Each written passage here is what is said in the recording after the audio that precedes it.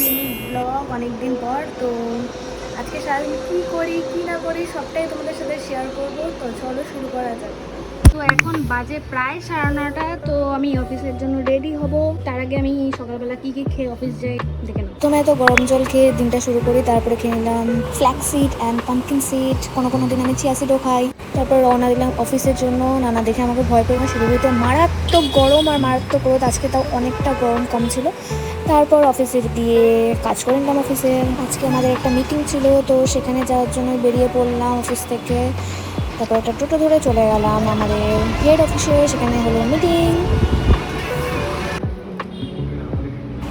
এখন বাজে প্রায় 5:30। আমাদের 2টোর সময় মিটিং শুরু হয়েছিল, 5:30 বেজে গেল। তো চলো বাড়ি যাওয়া। বাড়ি এসেই মাকে নিয়ে চলে গেলাম ডেন্টিস্টের কাছে, মার অ্যাপয়েন্টমেন্ট ছিল আজকে।